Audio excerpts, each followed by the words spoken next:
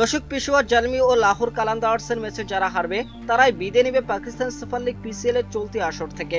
এমন সমীকরণের ম্যাচে লাহোরের জার্সিতে অভিষেক হয় সাকিব আল হাসানের। 6 মাস পর প্রতিযোগিতামূলক ক্রিকেটে ফিরে ব্যাটিংয়ে আরো ছড়াতে পারেননি তিনি। ইনিংসের শেষের দিকে ব্যাটিংয়ে নেমে আহমদ দানিয়ালকে স্কুপ করতে গিয়ে গোল্ডেন ডাক মেরেছেন তারকা এই অলরাউন্ডার।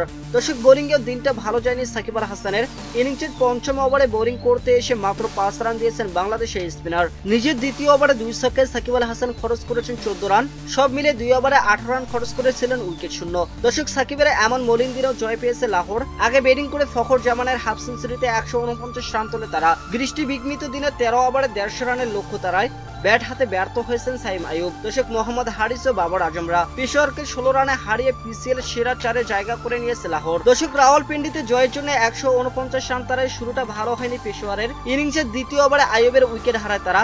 সালমান মির্জার বলে হিট উইকেট হয়ে ফিরেছেন 8 রান করা এই ব্যাটার। আর এক ওপেনার মোহাম্মদ হারিসও সালমানের দুর্দান্ত এক ডেলিভারিতে বোল্ড হয়েছেন তিনি। পরের বলে ম্যাক্স ব্রাউনেটের উইকেটও নিয়েছেন বাঁহাতি এই পেসার। হারিসের মতো প্রায় একইভাবে বোল্ড হয়েছেন তিনি। দর্শক, পাওয়ার প্লে শেষে ইনিংসের পঞ্চম ওভারে বোলিংয়ে আনা হয় সাকিব আল হাসানকে।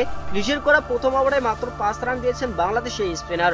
পরের ওভারে বোলিংয়ে এসে বাবরকে ফেরান সেকেন্দার রাজা। ডান হাতি অফ স্পিনে অফ স্টাম্পের বাইরে বলে কাভারের উপর দিয়ে ছক্কা মারতে গিয়ে আব্দুল্লাহ শফিকের হাতে ক্যাচ দিয়েছেন 16 রান করা এই বাবর। দুবার মাস সাদাকাতকে আউট করেছেন হারিস রফ। ডান হাতে এই পিসারের স্লোয়ার ডেলিভারিতে ডিপ উইকেটের উপর দিয়ে খেলার চেষ্টায় মোহাম্মদ নাইমের হাতে ক্যাচ দিয়েছেন তিনি।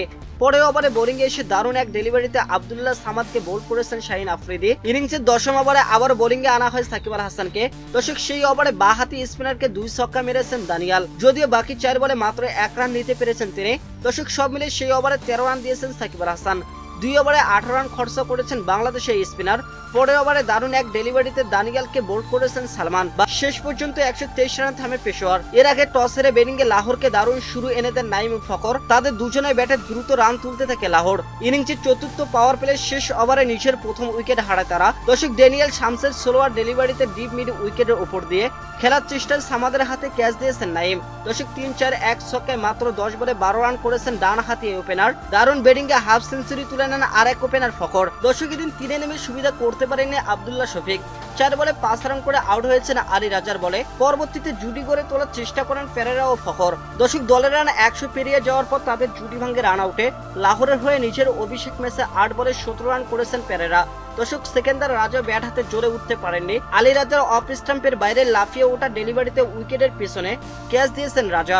নিজের খেলা প্রথম 2 বলে 2 ছক্কা মারা আসিফ আলী আউট হয়েছেন 18 রানে। 6 মাস পর প্রতিযোগিতামূলক ক্রিকেটে ফেরা বাঁহাতি এই ব্যাটার আহমদ দানিয়াল সোলোয়ার ডেলিভারিতে স্কুপ করতে গিয়ে গোল্ডেন ডাক মেরেছে। পরের ওভারে ফিরেছেন 36 বলে 60 রানের ইনিংস খেলা ফখর। দর্শক, শেষ পর্যন্ত 13 ওভারে 149 রানের পুঁজি পেয়েছে লাহোর। পেশোয়ারের হয়ে 2টি করে উইকেট পেয়েছেন শামস ও আলী রাজা ও দানিয়াল।